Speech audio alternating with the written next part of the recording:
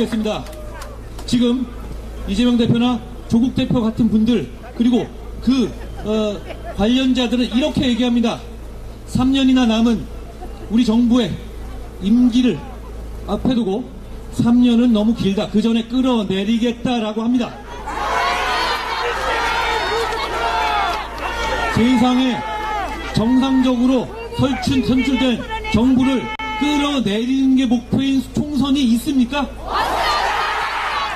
그 오만을 심판해야 합니다. 저는 이렇게 말씀드립니다. 3년이 너무 긴 건 맞습니다. 그런데 뭐에 기냐? 이재명 대표와 조국 대표가 받는 재판 아무리 끌어봤자 3년 못 끕니다. 그분들은 당연히 받아야 할 법의 처단을 받을 겁니다. 그걸 피해가기에 3년은 너무 깁니다. 여러분, 박진웅 어떤 사람입니까? 박진웅은 어디 살았던 사람입니까?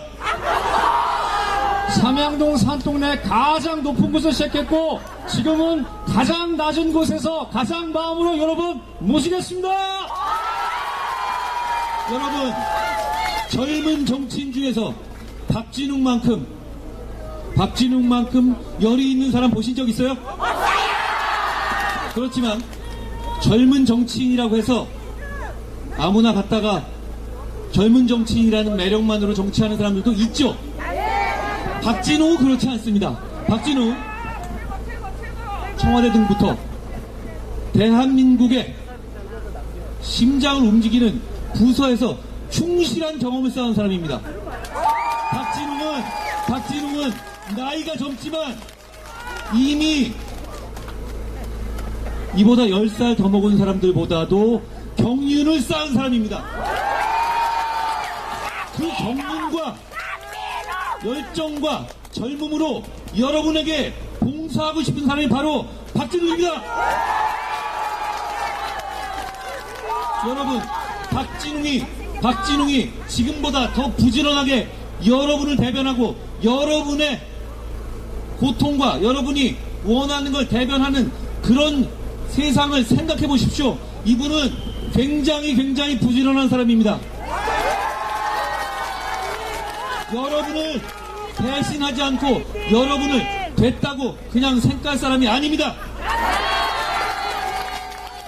이런 사람을 국회로 보내시고 이런 사람을 여러분의 종으로 쓰십시오. 저는 그리고 전상범과 우리 박진웅은 여러분의 공복입니다. 우리의 공적 임무를 담당하는 모든 사람들은 국민의 시민의 공복입니다. 그 위에서 지배하면서 자기 입속 차리고 감옥 안 가려는 사람과는 우리는 다른 사람들입니다.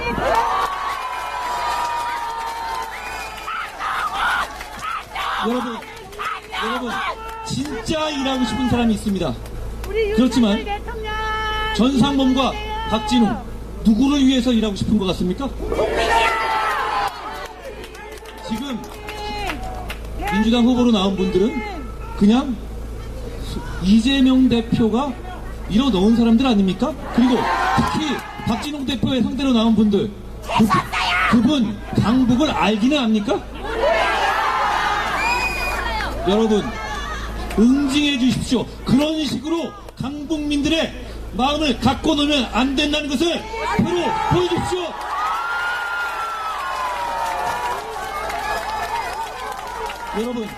여러분 우리는 정치를 이렇게 생각합니다. 공공선을 증진시키는 것, 시민에게 봉사하는 것, 그게 우리 셋이 생각하는 정치의 본질입니다. 우리는 정치를 진지하게 생각합니다. 정치를 통해서 세상이 바뀌는 걸 보고 싶습니다. 우리의 상대는 뭘 원합니까? 정치를 통해서 이재명을 지키는 걸 원합니다. 그게 과연 정치라고 할 수 있습니까? 누가 죄 지은 사람이 감옥 가는 걸 막는 것이 정치입니까? 대한민국 그렇게밖에 안 됩니까? 저는 대한민국 국민의 실력을 믿습니다. 대한민국 국민들께서 지켜보고 계시다고 생각합니다. 저희가 어렵다고요? 여러분, 우리는 어려울 때 더 빛나는 사람들입니다. 오늘부터 시작입니다. 여러분, 밖으로 같이 나갑시다. 나가서 한 분만 설득해 주십시오. 이 내용은 너무 간단합니다. 범죄자의 지배를 받을 것인가, 아니면 박진웅이나 전상범 같은 일꾼을 공복으로 쓸 것인가, 너무 선택은 쉽지 않습니까? 알려주십시오. 주위에 알려주십시오. 걱정하지 마십시오. 대한민국 국민은 그걸 알아보실 수 있을 만한 충분한 준비가 된 분입니다. 대한민국의 정치는 이재명 대표나 조국 대표 같은 분의 이 주도할 만큼 그런 곳이 아닙니다. 대한민국 국민은 그것보다 훨씬 나은 정치를 가질 자격이 있습니다. 저희가 더 잘하겠습니다. 저희가 최선을 다하겠습니다. 다가온 4월 10일의 선거는 대한민국 역사상 1987년 대선 이래 가장 중요한 선거가 될 겁니다. 우리 대한민국과 동료 시민의 운명을 좌우할 선거가 될 겁니다. 여러분, 단순해 몇 년마다 돌아오는 선거라고 착각하면 안 됩니다. 정말 절실하게 생각해 주셔야 합니다. 대한민국이 전진할 것인가 후진할 것인가, 융성할 것인가 쇠퇴할 것인가, 공정해질 것인가, 범죄자들의 지배를 받을 것인가를 결정하는 선거이기 때문입니다. 저희는 정치개혁과 민생개혁, 그리고 범죄자들을 심판한다는 각오로 이번 선거에 나섰습니다. 저희가 그 일을 제대로 해낼 것이라는 결기를 가지고 있습니다. 저희는 준비되어 있습니다. 저희는 정말 일하고 싶습니다. 여러분, 저희에게 힘을 모아주십시오. 저희가 정말 잘하겠습니다.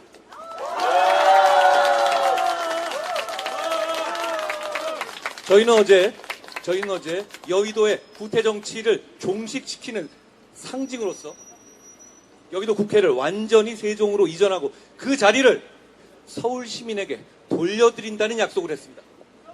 그것은 단지 국회를 이전하는 문제가 아니라 이곳을 비롯해서 서울 전 지역의 새로운 개발의 신호탄이 될 것입니다.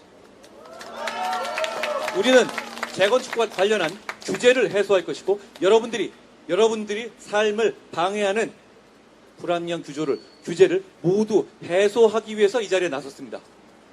그런데 민주당에서는 마치 이것이 그냥 하면 되는 것이지라는 식으로 퉁치고 넘어가려고 합니다. 그건 거짓말입니다. 이건 국회법을 바꿔야 하는 문제이기 때문에 저희가 국회에서 승리해야 가능한 것입니다. 민주당은 다수당이면서도 국회를 완전 이전하는 법안을 만들지 않았습니다. 저희가 그걸 해내겠다는 겁니다.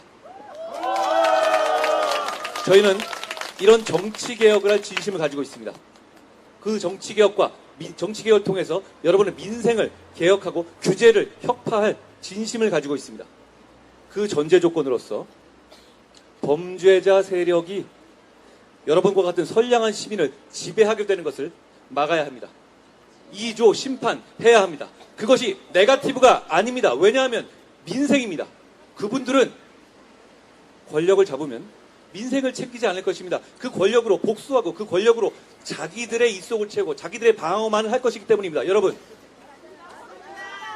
2조 심판은 민생입니다. 여러분, 우리 국민의힘이 정치개혁의 마지막 방점으로서 여의도 정치를 종식하는 여의도 국회 완전한 세종 이전을 약속했습니다.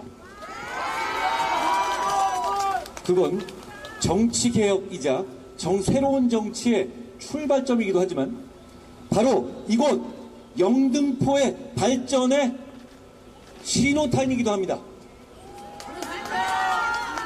국회 때문에 여러 가지 개발 제안이 막혀 있습니다. 국회가 힘이 있기 때문에 그걸 풀 수가 없습니다. 서울시에서도 늘 말씀해 오시던 부분입니다. 국회 이전으로 이제 그런 규제는 완전히 없어집니다. 그렇게 되면 영등포는 자유롭게 김영주와 박용찬의 리더십으로, 저의 리더십으로 새롭게 태어날 수 있게 됩니다. 저희를 선택해 주셔야만 가능한 얘기입니다.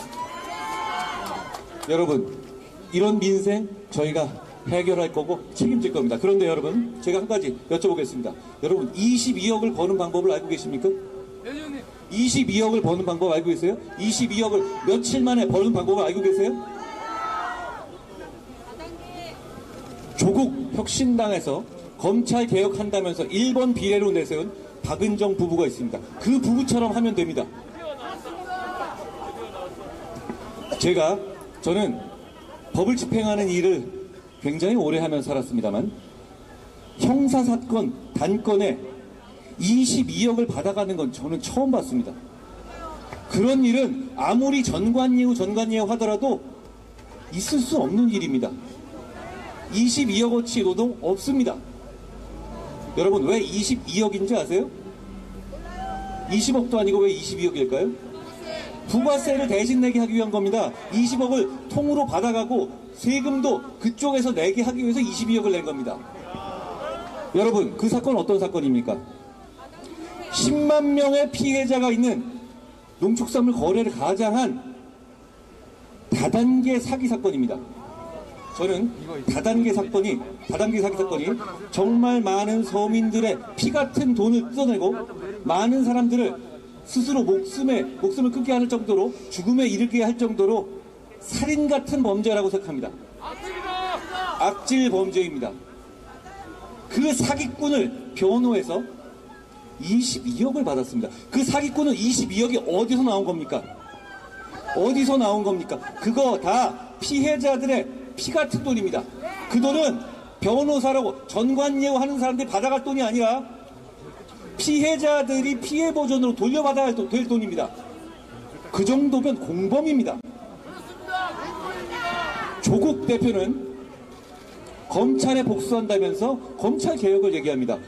조국이 말하는 검찰 개혁은 한 건에 22억씩 땡겨가는 전관예우가 양성화되는 겁니까? 비례대표 1번입니다. 박은정 후보의 남편 이종근 씨는 그냥 남편이 아닙니다. 실제로 조국, 박범계, 추미애 시절에 법무검찰의 핵심 실세였습니다. 그 두 부분은 지금 이 시기에, 그 시기에 있어서 법무검찰 사실상 좌지우지할 정도의 실세였던 것입니다.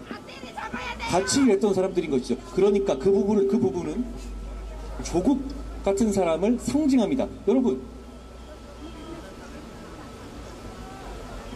제가 아까 말씀드렸다시피 범죄자들이 선량하게 법 지키는 사람을 지배하는 일이 세상이 돼서는 안 된다고 말씀드렸죠. 그런 사람들이 법을 지배하게 될 겁니다. 그리고 화성에 공영훈이라는 분이 계십니다. 여러분, 부동산 투기는 해서 됩니까? 자기가 근무하는 회사의 개발 정보 이용하면 됩니까? 자기가 근무하던 회사와 관련된 재발 호재가 있기 직전에 10억짜리 부동산을 사서 군대 가 있는 아들에게 증여했습니다. 그게 지금 30억이 됐죠. 여러분, 그렇게 돈을 버는 사람들이 정치를 왜 합니까? 여러분, 그분을 국회에 보내려고 공천한 정당이 어디입니까? 그분을 공천한 사람이 누굽니까? 그분들이 어떤 정치를 할 것이라는 것은 이걸로 자명합니다. 그리고 본인은 그런 문제에 대한 지적을 받아들인다라고 얘기했던데, 공영훈 씨가 지적을 받아들이면 끝입니까? 그 사람에 대한 공천 취소 왜 안 하는 겁니까? 그리고 그것뿐이 아닙니다. 문진석 후보라는 분도 계시던데요. 그분은 부부가 허위 증명서를 만들어서 농지를 취득했던 걸로 처벌받았습니다. 왜 그런 사람들만 모아놓고 공천하는 겁니까? 양문석이라는 분도 있죠. 그분은 부동산을 취득하는데 그분의 대학생 딸이 11억의 대출을 받았습니다. 여러분, 여기 모이신 분들 중에 청년분들 계시는데요. 새마을금고에서 11억 대출 받을 수 있습니까? 여러분? 받을 수 있어요? 그것도 그렇게 투자하기 위해서 받을 수 있어요? 대학생이? 구속시켜야 한다.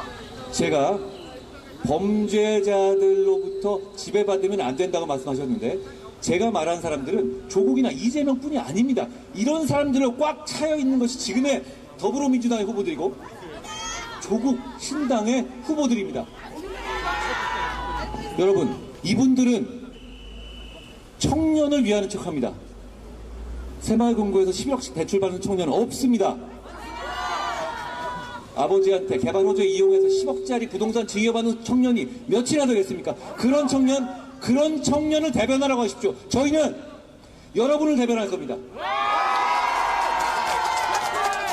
여러분, 많이 잊어버리셨습니까? 많이 잊어버리셨습니다. 이재명이 어떤 사람인지, 조국이 어떤 사람인지, 그거 다시 한번 생각해 주십시오. 정말 그런 사람들한테 법 지키면서 사는 선량한 시민들이 지배받는 세상이 없기를 바라십니까? 그걸 막아야 합니다. 그걸 막을 수 있습니다. 여러분, 이 비 오는 날 우산도 안 쓰고 나와 계십니다. 제가 이 차량 안에 있는 것 제가 미안하게 생각합니다. 여러분 저와 함께 밖으로 나갑시다. 나가서 한 분씩만 설득해 주십시오. 우리가 지금 방관자가 되지 않고 주인공이 돼서 한 분씩만 설득한다면 우리는 그런 범죄자들을 정치의 중심에서 4월 10일 몰아낼 수 있습니다. 오늘은 평일 10시입니다. 여러분이 우산도 안 쓰시고 도대체 여기 왜 모여 계신 겁니까?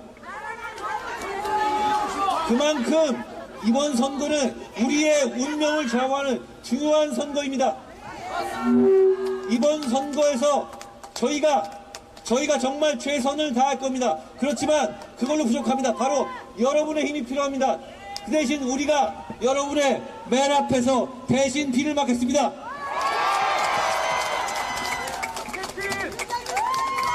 여러분, 지금 국민들이 박은정 씨 같은 사안들, 공영문 씨 같은 사안들을 보셔야 합니다. 이런 정치가 그분들이 권력을 잡게 되면 일상화될 것이니까요. 저는 악인을 이렇게 정의합니다. 악인은 다른 사람을 착취하는 사람입니다. 지금 그런 식으로 22억 받아가고, 그런 식으로 투기하고 개투자하고, 그런 식으로 허위 경작하고, 이거 서민을 착취하는 겁니다. 입시비리 같은 것도 서민을 착취하는 것이죠. 이재명의 대장동 비리는 어떻습니까? 서민을 착취하는 것이죠. 왜 서민을 착취하는 범죄자들이 법을 지키면서 하는 시민들을 지배하는 것을 두고 봐야 합니까? 여러분께서 그냥 체념하고 가만히 계시면 그런 일이 실제로 일어납니다. 여러분, 그렇지만 저희를 믿으십시오. 그런 일은 일어나지 않습니다. 우리가 반드시 이길 겁니다.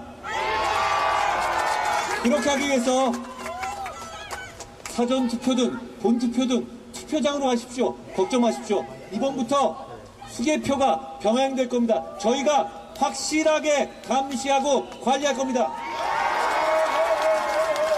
저희를 믿고 투표해 주십시오. 가셔서 다른 거 생각하실 필요 없습니다. 너무 길죠? 투표지가.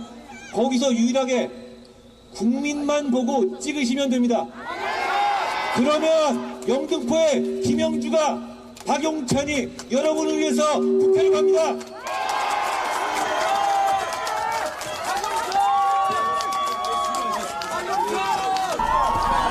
한동훈 위원장입니다.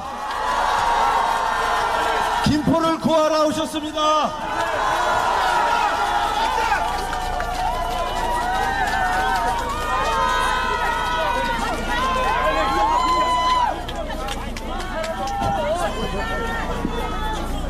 안녕하세요. 안녕하세요. 제가 저번에 김포에 왔을 때 다시 온다고 했죠?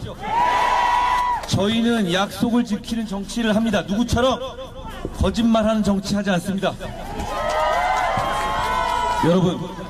여러분,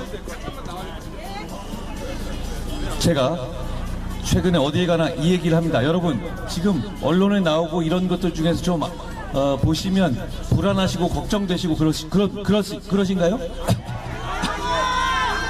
걱정되시나요? 걱정하지 마십시오. 우리가 이길 수 있습니다. 우리가 이길 수 있습니다. 저를 믿으십시오. 우리를 믿으십시오.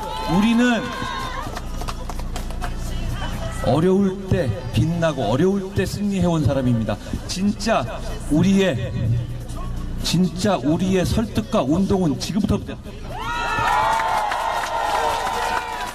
여러분, 이번 선거는 대단히 중요한 선거입니다. 여러분, 주위를 둘러보십시오. 주위를 둘러보세요. 여러분 모두 법을 지키며 사는 분들 아닙니까? 법을 지키며 살지 않아요? 여러분들은 모두 법을 지키며 살아가는 선량한 사람들입니다. 법을 지키며 살아가는 선량한 사람들이 범죄자들에게 지배받을 수는 없습니다. 범죄자들 앞에서 기죽을 필요도 없습니다. 우리가 이길 수 있습니다. 제가 여기 오다가 언론에서 좀 황당한 얘기를 봐서 한마디 안 할 수가 없습니다. 제가 어제하고 오늘 양문석이라는 분에 대해서 여러 번 얘기했습니다. 대학생 딸에게 대학생 딸이 사업을 하는 것처럼 속여서 새마을 금고에서 11억 원을 대출받아서 주택 관련 자금으로 쓴 거죠. 그 정도 드러나면 대한민국의 룰은 잘못했다고 하고 물러나는 게 지금까지의 룰이었습니다. 그런데 이 사람들은 그러질 않아요. 그걸 다 인정합니다. 사업을 하지 않는데도 불구하고 사업을 안 하는데도 불구하고 대학생 딸에게 사업 대출 명목으로 11억을 갖다 쓰고 인정하는데도 그걸 캐낸 언론이 문제고, 그래서 언론에게 복수하겠다고 합니다. 말이 되는 소리입니까? 자, 그러 다음에 방금 제가 본 거 황당한 건 뭐냐면, 자기 가족들의 그런 행동으로 누가 피해본 사람이 있습니까? 이렇게 했더라고요. 여러분, 말이 되는 소리입니까? 말이 되는 소리예요? 그 돈은 진짜 사업을 하시는 소상공인이 진짜 사업을 하기 위해서 썼어야 하는 돈 아닙니까? 그런데 피해가 없어요? 무슨 소리를 하는 거예요? 대한민국을 어떻게 만들고 있는 겁니까? 여러분, 그런 식이라면 이재명 대표 가족이 법카 땡겨 쓴 것도 아무도 피해본 사람 없어요.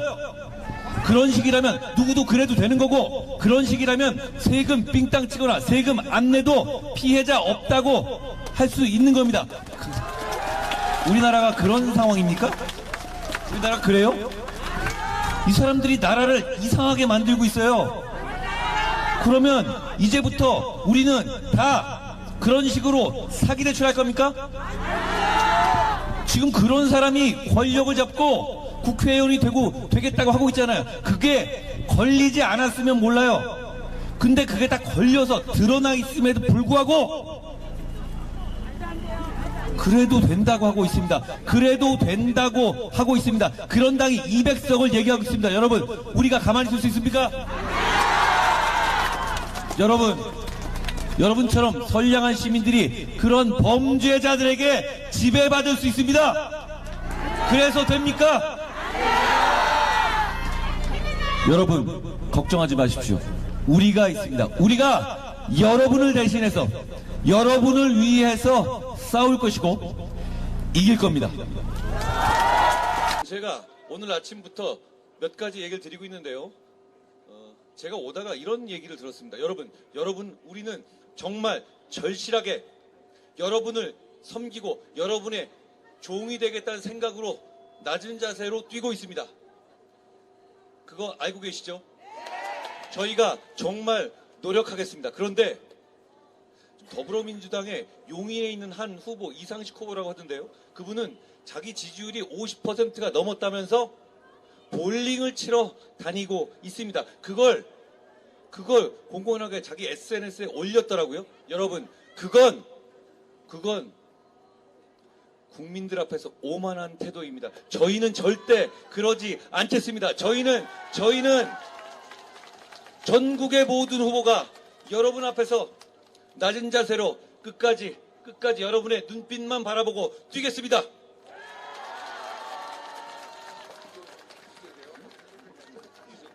여러분, 우리 정부의 핵심, 우리 정부의 본질 뭡니까? 여러분, 규제를 개혁해서 여러분들께 보다 나은 삶을 돌려드리겠다는 겁니다.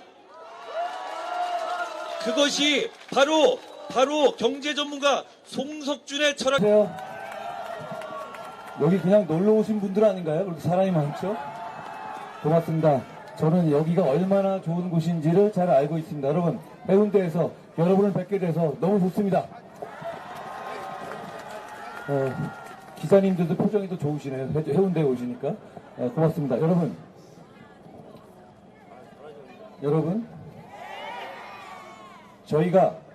저희가 한 번만 더 기회를 달라고 읍소하고 있습니다. 그렇죠? 정말 그렇습니다. 저희가 국민의힘에게 한 번 더 기회를 주십시오. 그런데 저희가 이렇게 읍소하는 것에 대해서 더불어민주당의 이재명 대표가 악어의 눈물이니까 속지 말라고 했습니다. 여러분, 악어의 눈물은 어떤 겁니까? 이재명 대표가 정말 쓰레기 같은 막말을 자기 형수한테 한 걸 알고 계시죠? 제가 여기서 그거 한번 읊어볼까요? 여러분, 저도 굉장히 배짱 좋고 용기 있는 사람인데 용기가 안 납니다. 그 말을 읊을 정도로 제가 용기가 나면 그때 제가 읊어보죠. 그런데 그 쓰레기 같은 욕설을 자기 형수한테 한 것이 드러나자 이재명 대표가 공개석상에서 눈물을 흘렸어요. 그게 바로 악어의 눈물입니다.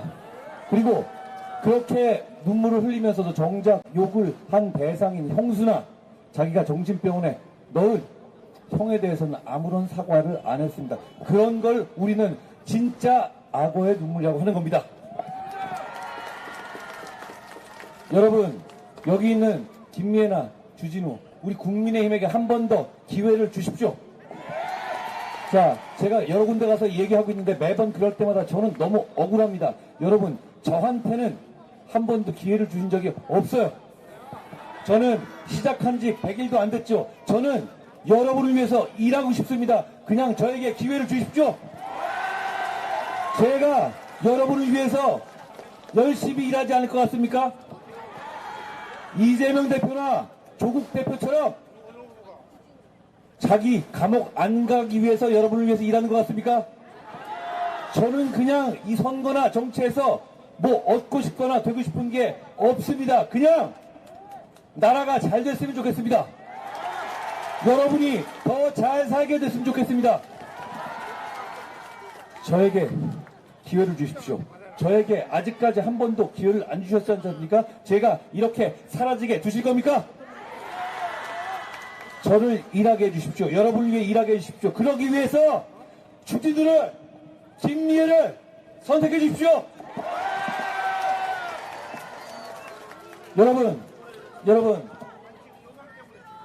다 좋습니다. 다 좋은데 그래도 범죄자들은 아니지 않습니까? 범죄자들은 아니지 않습니까? 여러분, 저는 부산을 무대로 한 영화를 아주 좋아합니다. 그 중에서 전 최근에 본, 그렇게 최근은 아니죠. 또 오래됐네요. 영화 중에서 범죄와의 전쟁이 있습니다. 거기서 하정우가 이렇게 말합니다. 최민식이 어디를 치러 가자고 하니 깡패들 싸움에도 명분이라는 게 필요하다고요. 그렇죠? 깡패들 싸움에서도 명분이 필요하죠. 그런데 여러분 생각해 봅시다. 이재명 대표와 조국 대표가 지금 정치하고 표를 달라는 명분이 뭡니까? 뭡니까? 자기 감옥 안 가겠다. 자기가 죄 짓고 처벌받으니까 대한민국에 복수하겠다. 이거 아닙니까? 여러분 지금까지의 대한민국 정치에서 이따위 명분 보셨습니까? 어떻게 정치가 자기 감옥 가지 않겠다, 자기 감옥 보낸 거 복수하겠다가 공개적으로 내놓을 수 있는 명분의 전부일 수 있습니까?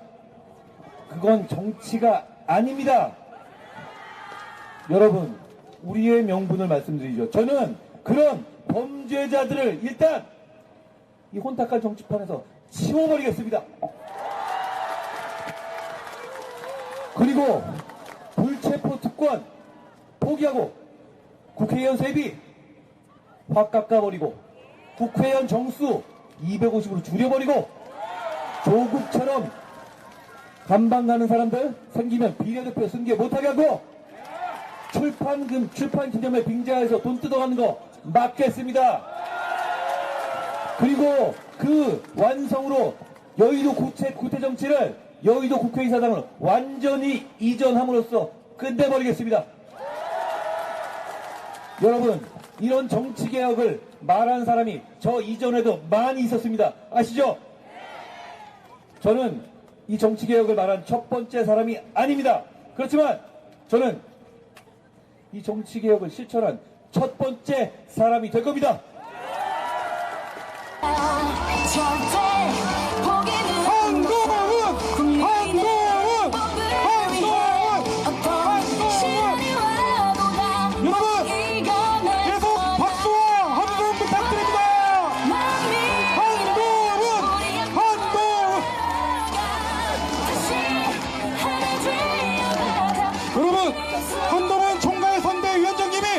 세종시민 여러분들께 드릴 국민 택배를 전달하기 위해 도착하였습니다. 한동훈 총괄선대위원장님을 큰 박수로 맞아주시기 바랍니다. 자, 한동훈 위원장님께서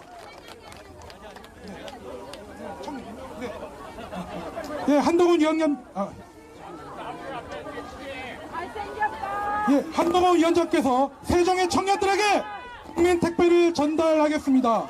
전달해 주시기 바랍니다. 이 자리에서 오픈하겠습니다. 오픈해 주십시오. 네, 세종 국회의사당 모형입니다. 여러분, 큰 환호와 박수 부탁드립니다. 국회의사당 완전 이전 한동훈 위원장님과 국민의힘의 약속입니다. 여러분, 국민의힘은 지금 합니다. 국민의힘은 약속을 지킵니다. 세종시민 여러분, 반드시 국민의힘이 완성하겠습니다. 기호 2번 국민의힘을 선택해 주십시오. 일할 기회를 주십시오. 여러분, 유재화입니다. 이준배입니다. 네, 이어서 국민의힘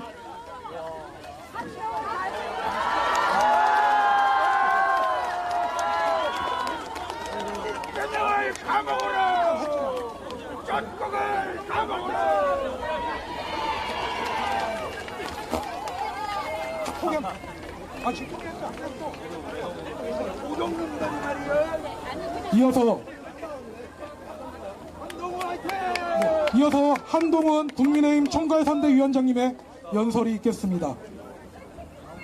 연설까지는 아니고요. 여러분, 세종 반갑습니다. 여러분, 세종의 국회의사당에 완전히 이전되는 것의 의미를 어떻게 생각하십니까? 그냥 좋은 게 아니라 바로 충청 세종이 대한민국의 새로운 중심으로 완전히 다른 곳으로 새 출발하는 겁니다. 여러분, 그걸 원하십니까? 저는 그것이 오히려 국회의사당에 있어서 서울이 개발 못했던 부분도 해소할 수 있고, 그리고 여의도의 구태 정치를 완전히 해소하고 새로 출발하는 상징적 의미도 있는, 거기에 덧붙여서 결정적으로 세종을 대한민국의 중심으로 바꿀 것이라고 확신합니다. 그걸 위해서는 그걸 원하시면 저희를 선택해 주십시오. 저는 약속했습니다. 선택해 주시면 반드시 지킵니다. 어려울 것 없습니다. 이미 부지도 나와 있지 않습니까? 왜 이렇게 좋은 땅에 좋은 위치가 있는데 중복해서 나랏돈 씁니까? 서울 그곳은 새롭게 개발할 겁니다. 그리고 이곳은 대한민국 입법 정치의 완전한 처음이자 끝 전부가 될 겁니다. 제가 국민들께 필요한 공약들을 계속 발표하고 있는데요. 어제 제가 이런 공약을 발표했습니다. 자영업자들에게 육아휴직 제도를 허용하겠다, 확대하겠다, 이런 공약을 발표했었습니다. 기억나십니까? 보통 이런 공약이 지나가면 좋다, 관련하는 분들이 좋다 이렇게 넘어가는데, 이거에 대해서 마치 더불어민주당 쪽에서 지령 내리듯이 마치 제가 무식해서 현실도 모르고 이런 공약을 냈다고 비아냥거리는 식으로 이렇게 게시판 같은 데 퍼뜨리고 있더라고요. 자영업자가 육아휴직 갖는다는 게 말이 되냐? 자영업자가 그러면 도너츠는 누가 굽냐? 이런 얘기인데요. 여러분, 그게 말이 됩니까? 자영업자들은 육아휴직을 가지면 안 된다는 겁니까? 우리나라에 자영업자가 얼마나 많은데요. 자영업자가 출산을 포기하면 대한민국이 미래가 있습니까? 오히려 그동안에 안 된 것이 문제 아닌 겁니까? 그런데 전 오히려 고맙게 생각합니다. 이걸 가지고 저를 대단히 비아냥거리던데, 오늘 우리 한번 생각해 봅시다. 여러분, 육아휴직 제도를 다 지나가서 별로 관심 없으신 분들도 계실 겁니다. 그리고 젊으신 분들은 아직 자기 일이 아닐 겁니다. 육아휴직이 왜 필요합니까? 왜 필요합니까? 아이를 낳는 것은 경력의 단절을 가져옵니다. 그러니까 경력이 실제로 단절되는 것에 대한 두려움 때문에 우리는 머뭇거릴 수밖에 없습니다. 충분히 그걸 이해하고, 그런 문제 때문에 육아휴직 제도가 있는 겁니다. 그런데 휴직만 허용하면 뭐합니까? 그동안에 뭐 먹고 삽니까? 그럼 그동안에 정상적인 급여가 없어야 합니까? 그럼 그게 무슨 휴직입니까? 육아휴직 제도는 육아휴직 급여를 전제로 하는 겁니다. 지금 현재 150만 원을 상한으로 해서 직장인들에게는 육아휴직 시에 육아휴직 급여가 지급되고 있죠. 먼저 여기 이것 하나 말씀드립니다. 저희가 이미 발표한 공약은 그 150만 원을 210만 원까지로 늘리겠다는 겁니다. 그 이유는 이겁니다. 이건 제가 직접 관여한 것인데, 210의 의미는 현재 대한민국의 최저임금을 말하는 겁니다. 저희는 육아휴직에서 육아휴직 급여가 나가는 것이 그냥 시혜를 주는 게 아니라 근로의 연장으로, 커리어의 연장으로 생각될 수 있어야 하는 거라는 차원에서 210까지 최저임금선까지 육아휴직 급여를 높이겠다고 한 겁니다. 역시 이 공약도 저희가 다시 한번 다짐하고 여러분께 말씀드립니다. 좋은 공약 아닙니까? 그거에 더 나아가서 민주당 분들이 저를 비아냥대리고 저를 조롱했던 자영업자한테 무슨 육아휴직이냐? 그게 무슨 무식한 소리입니까? 그럼 자영업자가 몇인데요? 그러면 직장인들만 육아휴직하고 그러면 자영업자들은 자손을 보지 말아야 됩니까? 말이 되는 소리입니까? 그렇지만 지금은 어떻게 되느냐? 자영업자들은 육아휴직을 할 수도 있죠. 자영업자들 자기가 그 기간 동안에 일 안 하면 되잖아요. 그런데 그동안 뭐 먹고 삽니까? 육아휴직 급여가 인정돼야 하는 겁니다. 똑같은 노동이고 근로 아닙니까? 현재 그렇기 때문에 고용보험에 의해서 그게 지급되게 돼 있습니다. 육아휴직 급여가. 그것도 자영업자에게 확대하겠다는 것이 제가 어제 말씀드린 약속입니다. 그리고 그 재원이 부족해지는 부분에 대해서는 국가가 보조하겠다는 것이 국가가 그 고용보험료를 급격하게 상승하지 않도록 국가가 보조하겠다는 것이 저의 어제의 약속입니다. 여러분, 여기에 더불어민주당이나 그쪽 사람들의 비아냥을 사거나 조롱을 당한 어떤 부분이 있습니까? 이게 대한민국의 발전적 방향에 져야 되는 겁니까? 맞는 겁니까? 저는 대한민국이 이렇게 나가야 된다고 생각합니다. 자영업이 정말 많고 자영업자들이 대한민국을 이끌어가고 있습니다. 자영업자들도 커리어의 중단 그리고 생업의 걱정을 덜하면서 출산하고 아이를 키울 수 있어야 대한민국이 발전합니다. 저희의 약속입니다. 여기에 이 약속을 이런 약속을 하는 저희와 저희를 비아냥거리고 조롱하는 측과 누가 국민을 위하는 정치를 하는 것인지 여러분 판단해 주십시오.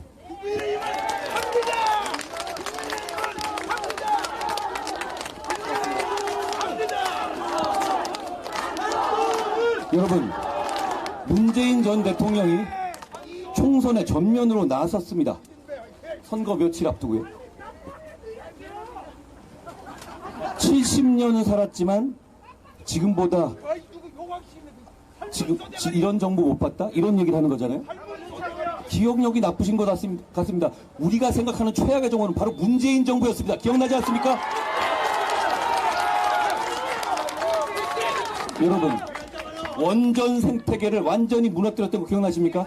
저희가 그걸 복원시켰죠. 원전 생태계가 무너지고 원전 없는 나라로 돌아가고 싶으십니까? 전기값이 오르는 나라로 돌아가고 싶으십니까? 문재인 정부로 돌아가고 싶으세요?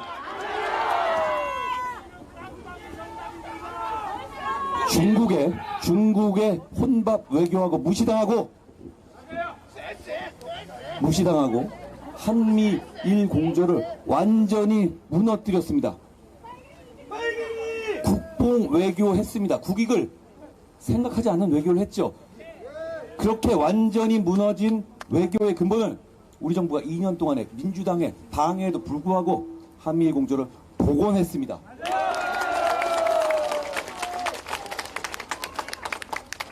다시 쉐시의 외교하는 문재인 정부로 되돌아가겠습니까? 그래야 되겠습니까? 그럴 수 없지 않겠습니까? 여러분, 화물연대 늘 있었던 때법식 파업 그리고 건설 현장에서의 폭력적인 노조 활동을 빙자한 건폭 행동, 이런 때법들 그동안 수십 년간 그대로 좋은 게 좋은 거다고 넘어갔고 여 피해는 우리들이 모두 봤습니다. 그거 우리 정부가 들어와서 원칙을 지키는 대응을 하는 설계를 만들었습니다. 여러분, 다시 문재인 정부 돌아가서 그 사람들이 마구 들어눕는 거, 그런 시대로 돌아가고 싶으십니까? 이번에 범죄혐의 주렁주렁 달린 이재명 대표나 조국 대표가 권력을 잡게 되면 이거 다 그때로 돌아가고 더 나빠질 겁니다. 그거 허용하실 겁니까? 저는 문재인 대통령께 잘 나오셨다고 생각합니다. 그걸 우리가 잊어버리고 있었던 최악의 정부, 그 시절, 문재인 정부의 시절을 여러분께 기억할 수 있게 해주신 겁니다.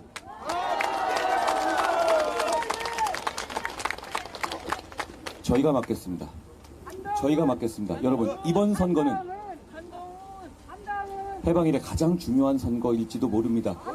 이번 선거를 통해서 저분들은 헌법을 200석을 얘기하는 이유가 그거 아닙니까? 헌법을 바꾸려 될 겁니다. 헌법에서 자유민주주의 기본 질서인 헌법을 자유를 빼려 할 겁니다. 그게 과장입니까? 그건 과장이 아니에요. 왜냐하면 바로 그 문재인 정부가 그거 실제로 추진했지 않았습니까? 그거 막아야 되지 않겠습니까? 범죄자들이 여러분처럼 법을 지키면서 하는 선량한 시민들을 우롱하고 지배하려 드는 것을 막아야 되지 않겠습니까? 저는 이참에 한 가지 다시 한번 물어보겠습니다. 조국 대표가 지금 정치하겠다고 나서고 있죠? 깃발 드내면서 모든 사람을 조롱하고 있죠?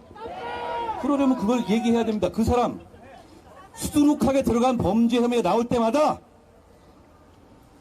웅동학원 비리 드러나자 웅동학원 헌납하겠다고 했습니다. 받은 장학금이나 미공개 정보로 이용으로 통해서 얻은 수익 반환하겠다고 했습니다. 저는 그거 반환했다는 소식을 못 들어봤습니다. 기자 여러분 혹시 그거 들어보셨어요? 조국 일가가 그거 한 푼이라도 반환했다는 얘기 들어보셨습니까? 물어봐 주십시오. 제가 언론인들께 요청드립니다. 물어봐 주세요. 왜 안 물어보십니까? 물어봐 주시기를 저는 요청드립니다. 왜 자기의 약속을 안 지키고 자기 죄를 반성한다는 의미에서 약속했던 재산 헌납들을 안 하는지. 시간은 충분했습니다. 5년 가까이 지나지 않았습니까? 그래 놓고 어떻게 뻔뻔하게 여러분의 리더가 되겠다고 나설 수 있는지 물어봐 주십시오. 이건 아니 그렇게 세상에 거짓말 할 수도 하면서 하는 사람도 있습니다. 그러면 자기가 집에서 살아야죠. 왜 나와서 여러분을 속이고 여러분 상대로 영업하려고 듭니까? 그분이 이렇게 얘기했습니다. 저는 이런 정치가 있을 거라고 상상도 못했습니다. 조국 대표가 이렇게 얘기했죠. 자기 감옥 갈 것 같은데 이미 재판에 2심까지 실형이 나왔잖아요. 2년입니다. 우리랑 똑같이 2년입니다. 그런데 감옥 가면 좋다. 운동한다. 독서하겠다 이랬습니다. 저는 그분이 감옥 가서 뭐 할지 뻔히 알겠습니다. 그분의 배우자는 우리가 정말로 분노했던 그 사건으로 수감 생활하면서 수억 원의 영치금을 지지자들로부터 받아 챙겼습니다. 그런 적이 없습니다. 어떻게 영치금이 수억에 이릅니까? 어떻게 감옥 가서도 장사를 합니까? 조국 대표가 정해진 수순대로 감옥에 들어간다면 어떤 일이 벌어지겠습니까? 그 사람은 감옥에 들어가서도 마치 자기가 정치 지도자인 척 하면서 영치금 받아 뜯고 책 써서 책 받아 풀 겁니다. 옥중수의 같은 거 쓸 겁니다. 그런데 여러분 우리 한번 생각해 봅시다. 무슨 독립운동하다 감옥 가는 겁니까? 조국의 죄명이 뭡니까? 조국이 독립운동하는 겁니까? 조금 더 나아가 봅시다. 민주화 운동하는 겁니까? 파렴치 잡범 아닙니까? 잡범이 감옥 가기 직전에 여러분이 표를 달라고 하고 감옥 가서도 정치활동을 계속 하겠다고 하고 있습니다. 이걸 허용해야 합니까? 정말 중요한 선거입니다. 이게 여러분께서 나서주지 않으면 진짜 이런 일이 생길 겁니다. 그러기 위해서 제가 한 가지 제안을 드립니다. 여러분 정말 오래된 말 같고 저도 제가 제 입에서 이런 말 할 줄 몰랐는데요. 여러분 뭉치면 살고 흩어지면 죽습니다. 틀린 말이 아닙니다. 여러분 우리가 지금 상식적이고 자유로운 우리 같은 사람들은 생각이 다양합니다. 그리고 저는 자유주의 정당을 이끄는 사람으로서 다양한 많은 사람들과 같이 하고 싶습니다. 그런데 저렇게 상식을 벗어나는 초현실적인 범죄자들과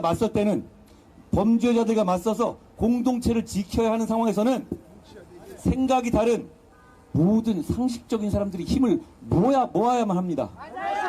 그러지 않으면 극단주의자들이 우리를 이 세상을 지배하게 될 겁니다. 그렇기 때문에 저는 호소드립니다.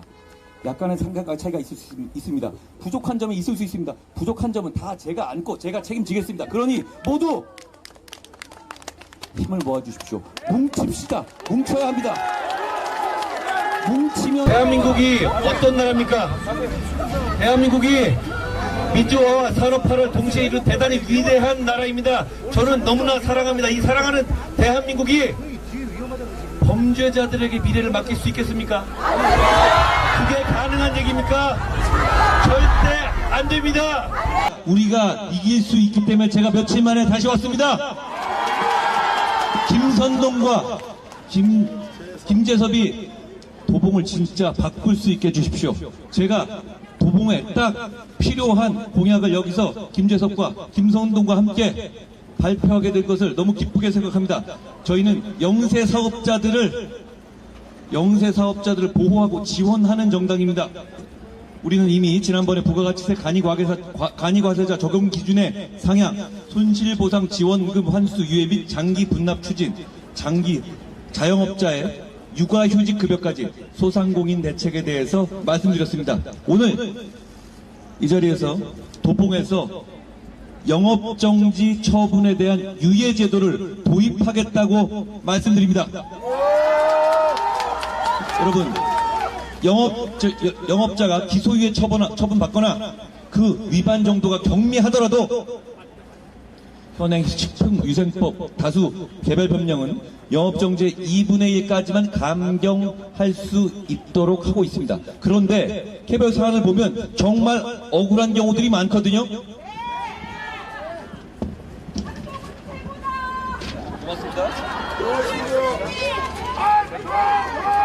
예를 들어서 청소년의 신분증 위조나 먹튀용 고발, 외관상 청소년으로 보기 어려운 청소년 음주 같은 업주에게 귀책 사유가 낮다고 인정되는 경우에도 규정에 따라서 영업정지가 부과되는 경우가 많습니다. 그리고 기소유예를 받아도 영업정지를 2분의 1로 감경까지 할 수 있을 뿐이지 영업정지 자체를 유예해주는 제도가 지금까지 없었습니다.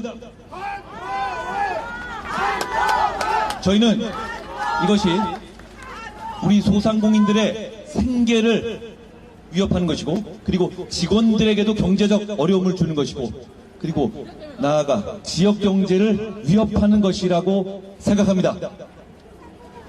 때문에 영업정지 처분 시 유예제도를 도입하고 사업장의 규모와 고용인원, 매출액 등을 고려해서 탄력 있게 정할 수 있도록 하겠습니다. 아울러 사소한 위반 행위에 대해서 과중한 제재를 받는 것을 막기 위해서 영업정지 처분을 감경할 수 있는 근거도 더욱 확대하겠습니다.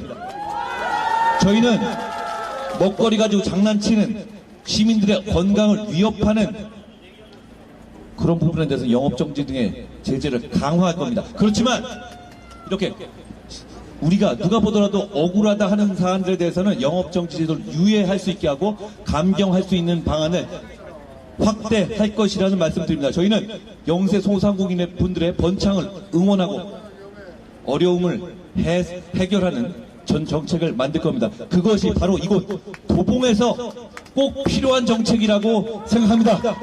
지금 괜찮으십니까?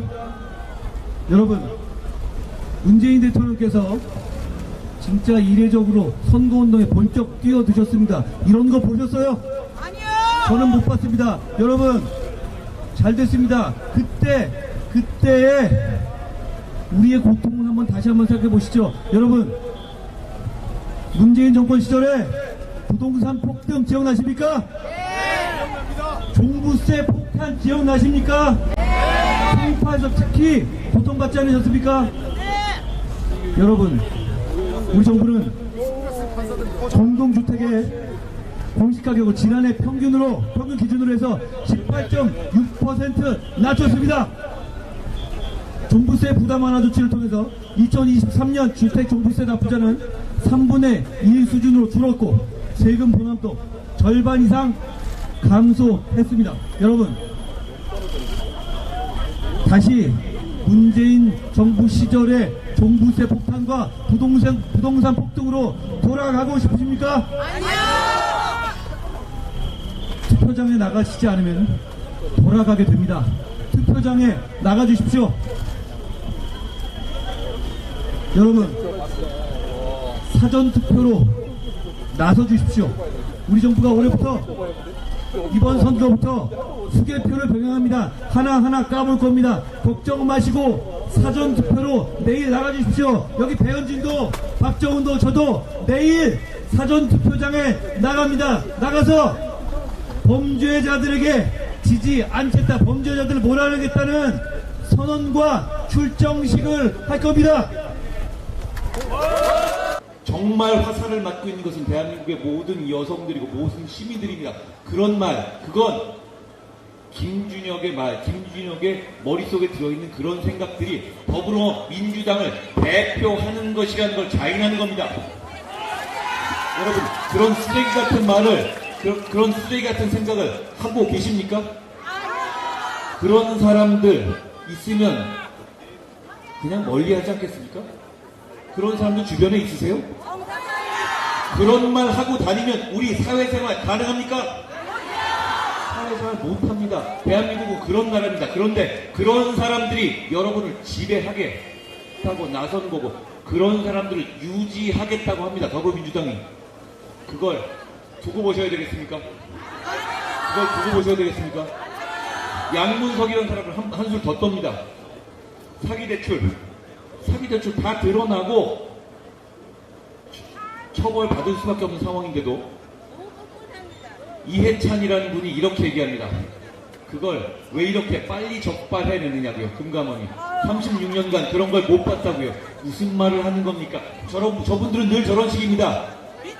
범죄를 저지르고도 그걸 적발한 사람들을 욕합니다. 조국도 마찬가지, 이재명도 마찬가지입니다. 양문석도 마찬가지, 이해찬도 마찬가지. 전부 다 그렇게 생각하는 겁니다. 나라를 그렇게 망치겠다는 겁니다. 여러분, 이런 적반하장 세력에게, 범죄 세력에게 나라를 맡기실 겁니까? 저희는 준비되어 있습니다.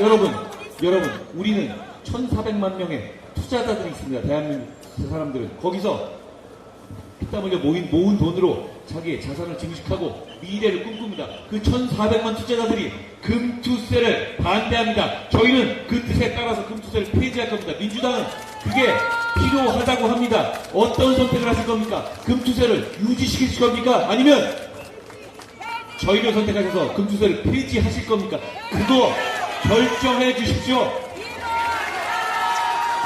여기 많은 계신 분들이 영업정지에 대한 부담을 느끼시고 두려움을 느끼실 겁니다. 별일 안 했는데도 영업정지 당할까 두려워서 마음 졸이십니다. 저희가 그거 해결해 드립니다. 그런 문제들, 영업정지, 유예 제도를 도입할 겁니다. 여러분, 그거 되면 좋지 않겠습니까? 소상공인들이 마음 놓고 장사할 수 있지 않겠습니까? 그거 저희가 만들 수 있게 해주십시오. 저희가 그거 여러분을 위해서 만들 수 있게 해주십시오. 구자룡이 그걸 앞장서게 해주십시오. 대한민국이 여기까지 오는데 정말 힘들지 않았습니까?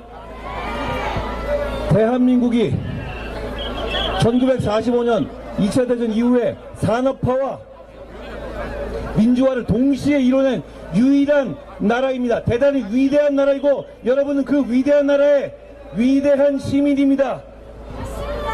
그동안에 전쟁도 있었고 IMF도 있었고 나라가 여기까지 오는데 위기가 있었지만 매번 그때마다 대구 경북이 대한민국을 지켰습니다.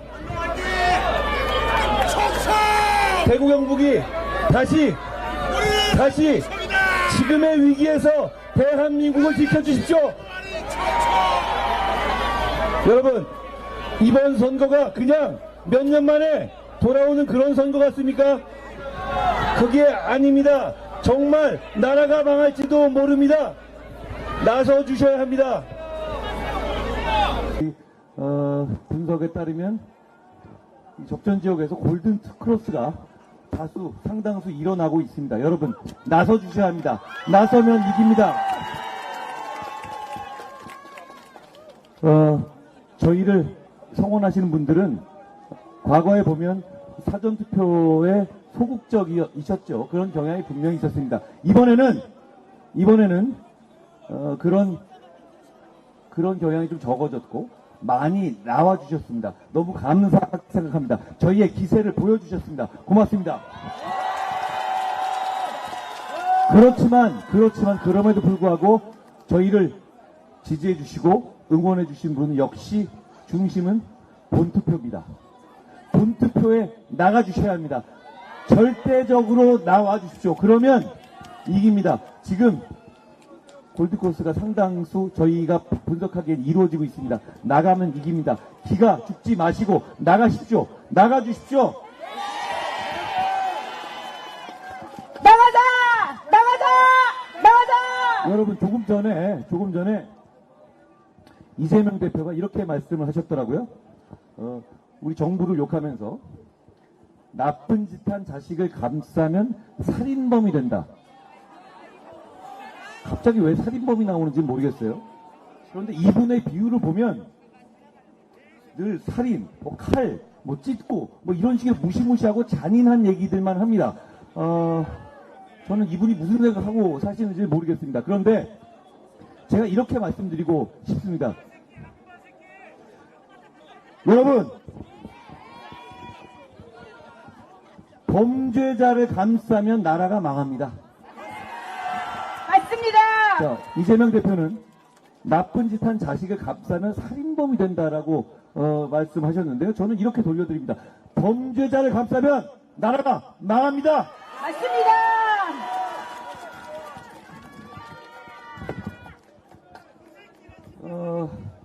지금 저분들은 이 나라를 전복하겠다고 합니다. 공공연하게 그렇게 얘기하죠. 과거 같으면 탄핵이라는 말 무서워서 잘 안 썼습니다. 그렇지만 그런 거 이제 신경 안 씁니다. 전복하겠다는 의사를 숨기지 않습니다. 여러분, 정부가 전복되고 혼란의 상황이 오기를 바라십니까? 아니요. 여러분이 정부에 대해서 회초리를 들고 싶은 분이 계실지 계시는 분들이 있을 텐데요. 그게 정부를 전복하겠다는 겁니까? 정부를 비판하는 것이 정부를 무정부 상태로 만들고 대한민국을 혼란에 빠지게 하겠다는 말씀이세요? 아닙니다. 저들이 그렇게 이용하려 합니다. 그겁니까 정말? 아닙니다. 이 나라의 진전을, 이 나라가 지금까지 여기까지 오게 된 발전과 정신적인 성취, 제도적인 성취를 저들이 무너뜨리고 있습니다. 김준혁이라는 사람이 하는 정말 입에 담기 더럽고 귀에 듣기 더러운 이야기들. 여러분, 이거 새로운 얘기가 아닙니다. 여기 좀 나이 지긋하신 여성분도 계시고 나이 지긋하신 분도 계신데 한 10몇 년 전, 20년 전만 하더라도 직장내나 이 사회생활 할 때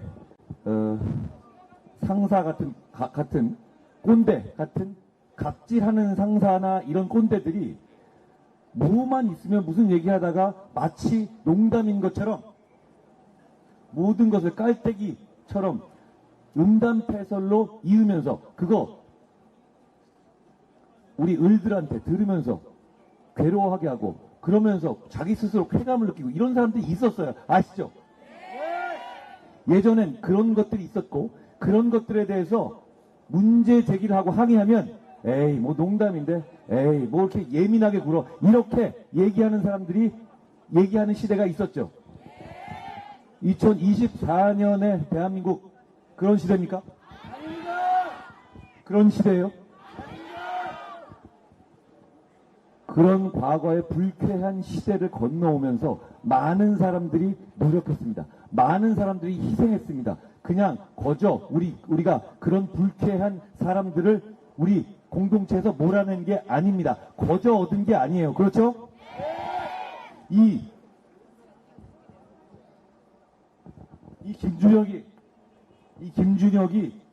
김준혁이란 분이 하시는 말은 그런 겁니다. 공개적으로 하는 거예요.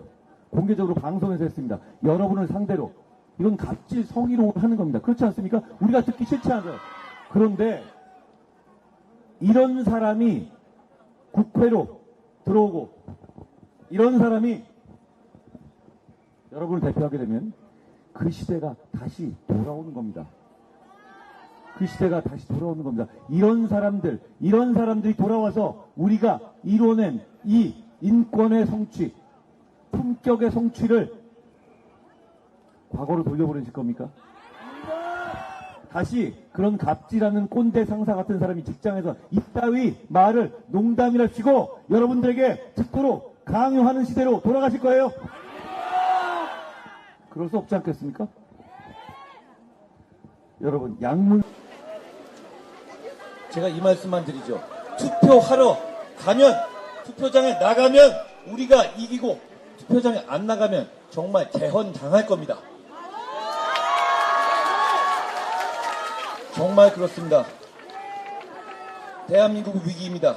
대한민국은 그런데 위기일 때 항상 빛을 내왔습니다. 대한민국이 뭉쳐야 합니다. 대한민국이 범죄자들과 추종자들이 나라를 망치려 하는 것을 막고 대한민국을 다시 발전의 길로 돌려 놓아야 합니다. 저분들이 200석을 계속 이야기하고 있는데요. 200석이 단지 대통령 한 명을 끌어내리겠다? 이런 얘기 정도에 그치지도 않아요. 여러분께 어떤 짓을 할 것 같습니까? 200석을 가지고 헌법을 바꿔버릴 겁니다. 자유민주주의 체제에서 자유를 뺄 것이고 사면권을 국회에 부여하는 개헌을 해서 자기 스스로 조국과 이재명이 셀프로 사면해서 집권하려 들 겁니다. 그거 두고 보실 겁니까? 조국 대표처럼 자기들은 쏙쏙 범죄 저지르면서 이익 빨아먹어도 우리 모두의 임금을 깎겠다고 들 겁니다. 그런 발상 되게 우스운 발상 아닙니까? 우스운 발상인데 되게 그런 우스운 발상에 우리처럼 상식적이고 선량한 시민들이 침묵할 때 그런 우스운 발상을 가진 세력들이 정상적인 나라를 잡아먹고 정상적인 나라를 무너뜨립니다. 대한민국이 지금 2024년 4월에 바로 그 절체절명의 위기에 있습니다. 저는 아직 정치 시작한 지 100일밖에 안 됐기 때문에 뻥쳐서 겁주는 거 그런 거 잘 못합니다. 저는 사실을 말씀드리고 있을 뿐입니다. 여러분 5년, 10년, 30년 뒤에 진짜 이때 우리가 나서지 않아서 대한민국이 망했다라고 한탄하게 되시길 바라십니까? 그래서는 안 되지 않겠습니까? 5년, 10년, 30년, 40년, 50년 뒤에 우리가 다시 모여서 그때 우리가 나라를 지켰다고 스스로를 칭찬하고 후손들에게 자랑할 수 있어야 되지 않겠습니까? 저분들은 하방 한계가 없습니다. 뭘 할지, 저분들이 뭘 할지는 상식을 지키지 않아요. 그러니까 정말 나라를 무너뜨릴 겁니다. 정말 나라를 무너뜨릴 겁니다. 자, 여러분 이 생각을 해보십시오. 김준혁이라는 사람, 여기 지금 이수정 후보와 맞서고 있죠? 그분 대한민국의 정말 모든 사람이 내려오라고 하고 있죠? 심지어는 저쪽 지지자들도, 민주당의 지지자들도 김준혁은 집에 가서는 자기들끼리 이렇게 생각하실 겁니다. 제발 김준혁은 아닌데 이렇게 생각하지 않겠습니까? 저희는 진영을 구분하지 않습니다. 더불어민주당 지지자이든 저희 지지자이든 상식적인 판단을 해주시는 분들이 많다고 저희는 믿어요. 그렇기 때문에 김준혁이라는 사람에 대해서는 다 같이 그런 판단이 나오는 겁니다. 그런데 여러분 보십시오. 이 김준혁이라는 후보를 끝까지 내리지 않고 끝까지 국회의원으로서 우리를 대표하게 하겠다는 더불어민주당의 태도를 보십시오. 그건 그냥 뭐든 국민들의 생각과 관계없이 하겠다는 뜻입니다. 그렇지 않습니까? 김준혁이라는 사람은 어떤 사람이냐? 전 개인적으로 모릅니다. 여러분, 이분이 이런 얘기도 했더군요. 다부동 전투는 패배한 전투다. 그렇게 생각하십니까? 곳곳에 망언을 쏟아놨습니다. 그런데 왜 이것이 더불어민주당의 아이덴티티를 말하는 것이냐? 김준혁이라는 사람은 과학을 잘해서, 사격을 잘해서, 그래서 국회의원 배지를 달려는 게 아니라 역사학자라는 이름으로 영입된 겁니다. 그러니까 역사학자, 그러니까 민주당을 대표하는 역사학자인 겁니다. 그럼 그동안 해놨던 이상한 음담 패서들과 다부동 전투가 패배한 전투라는 등 이런 말도 안 되는 이상한 역사관들, 이게 더불어민주당의 역사관이고 이 사람들이 200석을 차지하게 되면 대한민국의 역사관이 될 거라는 말씀입니다. 이걸 막아야 합니다. 이걸 막아야 할 책임이 대한민국의 상식적인 시민들 모두에게 있습니다. 그리고 무엇보다 이곳 수원 시민들에게 달려 있습니다. 수원 시민들 여러분께서 저 사람 안 된다는 거 선언해 주시고 4월 10일 12시간 동안 분노의 투표로 김준혁은 안 돼 라고 외쳐주십시오. 수원이 안녕하세요. 본투표로 나서 주십시오. 본투표에 나서서 한 표로, 여러분의 한 표로 나라를 구해 주십시오. 나라를 위기에서 구해 주십시오. 그러지 않으면 정말 우리가 생각하지 못한 무시무시한 세상이 올 겁니다. 여러분, 여러분이 주인공입니다. 그리고 이번 12시간밖에 없습니다. 저희가 경제적으로 금투세 폐지하겠다고 했고 서울 경기 원샷으로 재편하겠다고 했고 국회의전하고 재건축 규제 폐지하겠다고 했습니다. 정치적으로도 국회의원의 모든 특권을 폐지하겠다고 약속했습니다. 실천할 겁니다. 복지에서 5세 무상교육 약속했고 자영업자에게도 육아휴직을 허용할 것이고 부가세 간이과세 기준을 2억으로 높일 겁니다. 그리고 부가세율도 약화 낮출 겁니다. 저희가 이런 정책, 좋은 정책 할 수 있게 해주십시오. 그러기 위해서 투표장으로 나가주십시오. 저는 그리고 윤희숙은 일하는 척 반성하는 척 민심 생각하는 척 하지 않습니다. 진짜 그렇거든요. 우리는 척할 시간도 없고 그럴 생각이 없습니다. 오늘 지금 이재명 대표는 서초동 법원에 가 있습니다. 그 앞에서 기고만장하게 죄 짓고 법원 가서 재판 받는 사람이 후보자들 이름 하나하나 불러가면서 선거운동 했습니다. 그리고 법정 앞에서 이재명 대표가 눈물을 보였다고 합니다. 여러분, 그건 자기 죄에 대한 반성의 눈물이 아니라 자기를 살려달라는 국민에게 자기 살려달라는 영업하는 눈물입니다. 거기에 속으실 겁니까? 여러분, 사실 우리도 눈물이 납니다. 피눈물이 납니다. 나라가 망할까봐 걱정되고 책임감이 느껴져서 눈물이 납니다. 우리의 눈물은 우리를 지켜달라는 게 아닙니다. 이재명 대표처럼 자기 죄 짓고 자기 지켜달라는 것이 아닙니다. 우리는 나라를 지키고 싶고 여러분을 지키고 싶어서 눈물이 납니다.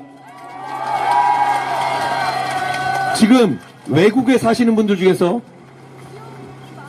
나라가 망할 것이 두렵고 우리 미래 세대에게 죄를 짓지 않기 위해서 비행기표 사서 투표하러 오신다는 분들도 계십니다. 여러분, 그 마음입니다. 그 한 표입니다. 그 한 표면 나라를 구할 수 있고 대한민국의 미래를 구할 수 있습니다. 여러분, 그 마음으로 모여주십시오. 그 마음으로 모여주십시오. 그러지 않으면 우리가 10년, 20년 뒤에 바로 이 12시간을 후회하게 될 겁니다.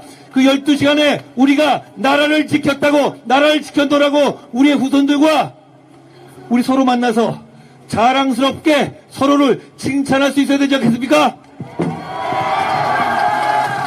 여러분, 이 12시간입니다. 충무군께서 12척의 배로 나라를 구하시지 않았습니까? 우리에겐 12시간이 있습니다. 여러분께서 나서주십시오. 나라를 구해주십시오. 저희와 함께 나서주십시오. 저희가 끝까지 싸우겠습니다. 여러분, 지금부터입니다. 나서주십시오. 200석 가지고 조국, 이재명 같은 사람들이 나라를 망치는 걸 상상해보세요. 그때 이 사람들이 헌법 바꿔서 국회에서 사면권 부여한 다음에 자기들 세이프 사면하는 거 우스워 보이십니까? 이 사람들이 안 할 것 같으세요?